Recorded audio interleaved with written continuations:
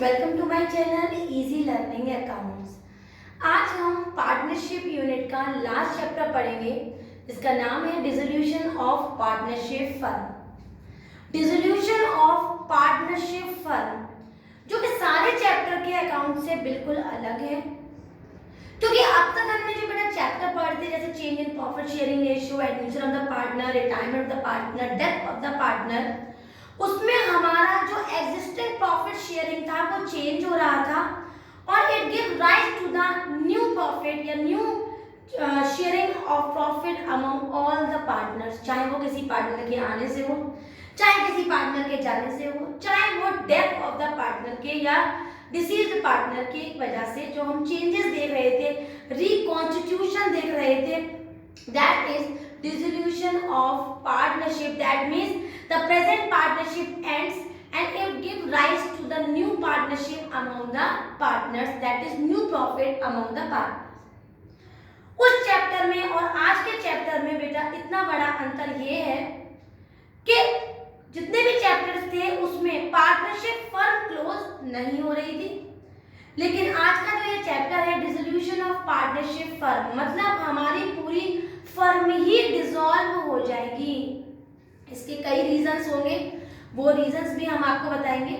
सबसे पहले हम पढ़ते हैं the meaning of dissolution of partnership firm. तो देखते हैं, according to the section 39 of Indian partnership act 1932, मतलब section 39 of Indian partnership act 1932 में डिसोल्यूशन ऑफ पार्टनरशिप फर्म को रीड करते हैं, जैसे एडमिशन ऑफ सेक्शन 31 में, रिटायरमेंट सेक्शन 32 में, इसी तरीके से सेक्शन 39 में हम रीड करते हैं dissolution of partnership firm.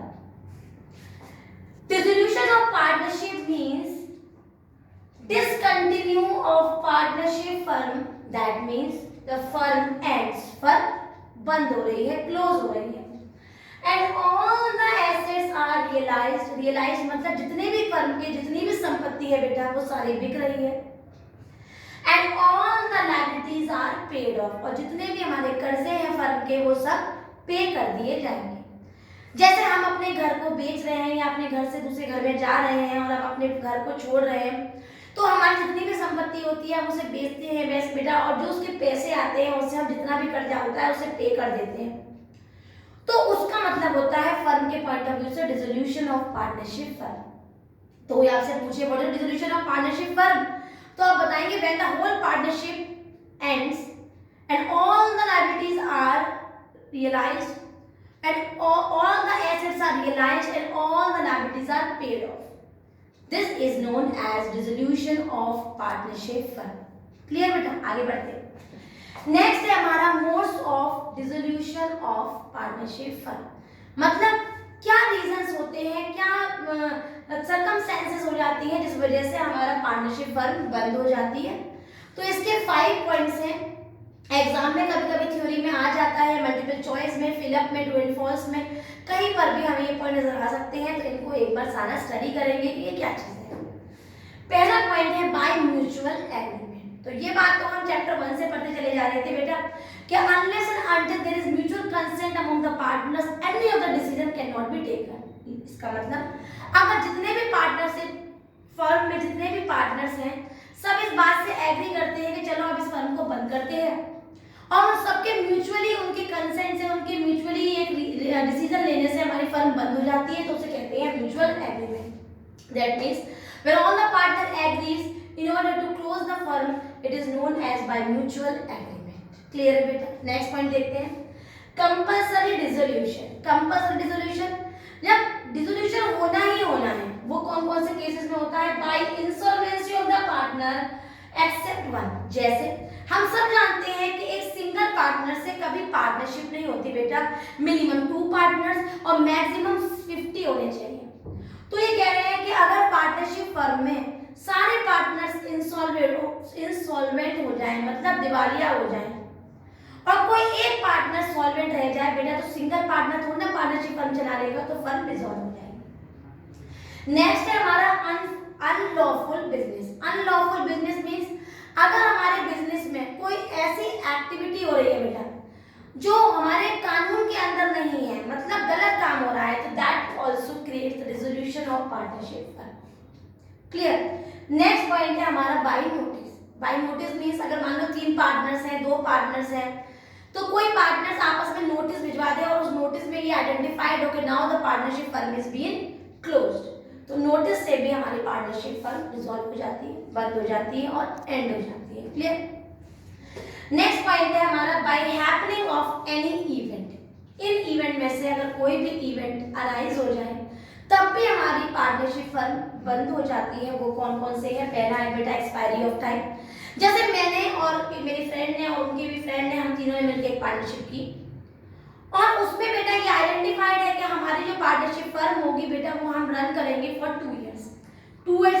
2 years as soon as it completes our partnership firm ends। तो अगर हमारा एक्सपायरी ऑफ टाइम पूरा हो जाए फर्म का तो फर्म हमारी डिसॉल्व हो जाती है। नेक्स्ट पॉइंट है हमारा कंप्लीशन ऑफ टेन्योर। यही सेम बात है बेटा, जो टेन्योर मतलब अगर हमने कोई ठेका लिया था, टारगेट लिया था, हमने कोई ये कहा था कि हम इस बिल्डिंग को बना लेंगे, जैसे हमारी ये बिल्डिंग कंप्लीट हो जाएगी वैसे हमारी पार्टनरशिप फर्म खत्म हो जाएगी। अब हमारी बिल्डिंग कंप्लीट हो गई है तो बाय डिफॉल्ट हमारी पार्टनरशिप भी एंड हो जाएगी। क्लियर है बेटा। तो अगर कार्य पूरा हो जाए तो भी पार्टनरशिप बंद हो जाती है, टाइम जो सेट किया है वो टाइम पूरा हो जाए तब भी हमारी पार्टनरशिप खत्म हो जाती है, फर्म डिसॉल्व हो जाती है। और थर्ड है हमारा डेथ ऑफ द पार्टनर। अगर हमारा पार्टनर 2 पार्टनर है उसमें एक पार्टनर मर जाता है तब भी बेटा हमारी happening of this event in uncertain event, unplanned event भी हमारी फर्म बंद हो जाती है। लास्ट पॉइंट है हमारा बाय कोर्ट। कानून ने अगर कोर्ट ने या हमें नोटिस में कोर्ट ने हमें ये आदेश दे दिया कि हम फर्म को नहीं चलाएंगे तब भी हमारी फर्म डिसॉल्व हो जाती है। तो कोर्ट से कौन कौन से पॉइंट्स है उसके अंदर? Unsound mind. अनसाउंड माइंड के साथ साथ मैं ये भी कह सकती हूँ एनी इनकम्पिटेंट पर्सन। इनकम्पिटेंट मतलब अगर वो कॉम्पिटेंट नहीं है काम करने के लिए, इनकम्पिटेंसी मतलब जैसे अनसाउंड माइंड, पागल है, लुनैटिक है, इडियट है, ये सब चीजें अनसाउंड माइंड के अंदर आती हैं, तो वो है तब भी वो बिजनेस में नहीं रन कर सकता। Lunatic, idiot, having no soundness of mind can not do the partnership firm. तो इस रीजन की वजह से भी हमारी पार्टनरशिप फर्म बंद हो जाती है। और लास्ट है हमारा any misconduct of the partner. अगर कोई गलत काम, कोई फ्रॉड, कुछ भी ऐसा काम अगर पार्टनर कर रहे हैं तो भी हमारी पार्टनरशिप फर्म बंद हो जाती है। तो हमने यहाँ पर पढ़ा what is the meaning of the partnership, कौन सा सेक्शन 39 में से रीड करते हैं, कौन कौन से मोड्स होते हैं। हमने पहला मोड पढ़ा mutual agreement, compulsory dissolution, by notice और next by happening of event और लास्ट था हमारा बाय कोर्ट। अब हम पढ़ेंगे कि जो हमारा बेसिक डिफरेंस है किन किन में बेटा, डिसोल्यूशन ऑफ पार्टनरशिप में और डिसोल्यूशन ऑफ पार्टनरशिप फर्म में क्या क्या बेसिक डिफरेंस है। तो जरा उनके डिफरेंसेस को देखते हैं। Difference between dissolution of partnership firm and dissolution of partnership. कई बार बोर्ड में एग्जाम में बेटा बहुत बार रिपीट होता है क्वेश्चन, चाहे 1 वर्ड में, 2 मार्क्स में, 3 मार्क्स में, कहीं ना कहीं फिलअप में, मल्टीपल चॉइस में हमें ये क्वेश्चन नजर आता है। तो बहुत ध्यान से इस पॉइंट को हम प्रिपेयर करेंगे एग्जाम के। Difference between dissolution of firm and dissolution of partnership. मैंने यहाँ पर बेसिस लिखे हुए हैं, बेसिस आइडेंटिफाई होते हैं और कुछ क्वेश्चन कहता है, जैसे फॉर एग्जांपल में एक क्वेश्चन बता देती हूँ, identify the difference between dissolution of partnership and dissolution of partnership firm on the basis of assets and liabilities, या फिर on the basis of its business continuation, या फिर on the basis of economic relationship, या फिर on the basis of effects. ठीक है बेटा, तो डिफरेंस क्या क्या है इसका पहला डिफरेंस देखते हैं। Meaning dissolution of firm, it means closure of the firm, बंद हो रही है firm, and end of all the business relationship among the partners. Partners के बीच में जो भी रिलेशनशिप है, इकोनॉमिक रिलेशनशिप है, वो एंड हो रहा है। क्लियर है। डिसोल्यूशन ऑफ पार्टनरशिप देख लेते हैं। It means change in business relationship among the partners and the firm continues it's business. मतलब फर्म तो कंटिन्यू है बट जो इकोनॉमिक रिलेशनशिप पार्टनर्स के बीच में था, बिजनेस रिलेशनशिप पार्टनर्स के बीच में था, वो बेटा चेंज हो रहा है। क्लियर है। जैसे फॉर एग्जांपल ए और बी दो पार्टनर्स हैं, share the profit in the ratio of 3:2, C is entering in the partner and the share between among all 3 of them becomes 2:2:1। That means जो 3:2 उनका पार्टनरशिप शेयर था, profit share था, वो change हो गया और इससे क्या हो गया, नया प्रॉफिट शेयरिंग रेशियो आ गया तो उसे कहते हैं dissolution of partnership. Second point, business continuation. Business of the firm comes to an end, business बंद हो जाता है और डिसोल्यूशन ऑफ पार्टनरशिप में वो बंद नहीं होता, बिजनेस रन करता रहता है बट कुछ चेंजेस हो जाते हैं। क्लियर है? Third point, assets and liabilities.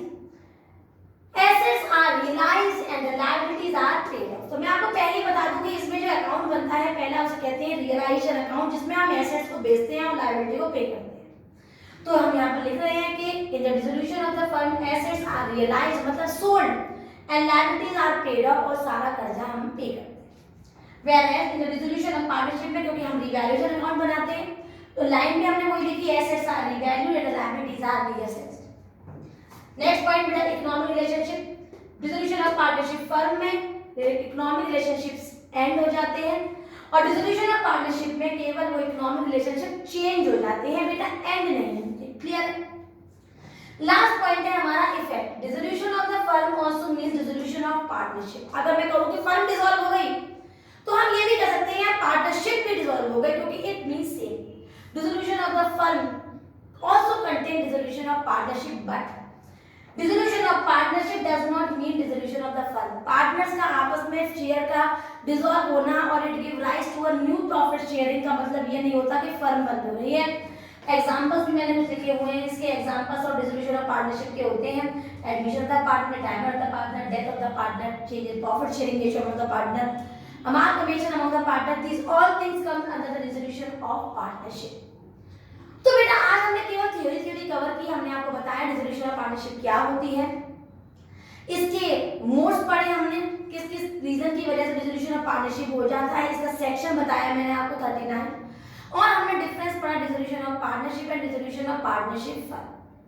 कल के वीडियो में मैं आपको बताऊंगी कि कौन कौन से अकाउंट इस चैप्टर में बनते हैं और वो किस तरह से बनाए जाएंगे। अगर आपको वीडियो समझ में आई हो, सारे पॉइंट्स क्लियर हो गए हो, तो मेरी वीडियो को लाइक करें, शेयर करें और सब्सक्राइब करें। थैंक